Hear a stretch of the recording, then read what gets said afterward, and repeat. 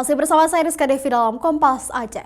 Saudara, sebanyak 68 sekolah menengah atas dan sekolah menengah kejuruan SMA dan SMK di Aceh belum menyelesaikan finalisasi data pada pangkalan data sekolah dan siswa atau PDSS.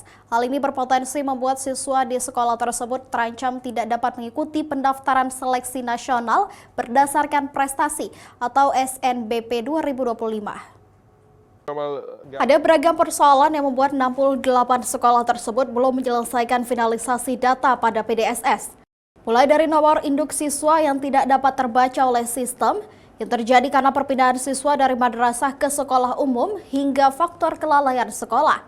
Data ini disampaikan langsung oleh Kepala Dinas Pendidikan Aceh Martunis. Dinas Pendidikan Aceh sudah menyurati Kementerian Pendidikan pada 1 Februari lalu untuk meminta perpanjangan waktu penyelesaian pengisian data pada sistem PDSS.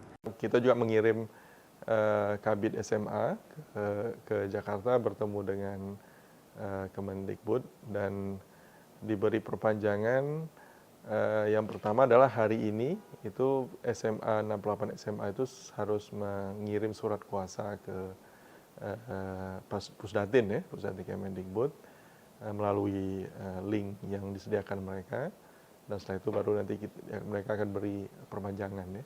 Untuk 68 sekolah yang belum melakukan finalisasi data pada PDSS, Dinas Pendidikan Aceh akan melakukan verifikasi ulang. Jika terbukti adanya unsur kesengajaan atau kelalaian, tidak menutup kemungkinan sekolah yang bersangkutan akan dikenakan sanksi. Sebab jauh sebelum batas waktu pengisian selesai, Dinas Pendidikan Aceh sudah gencar melakukan sosialisasi dan peringatan.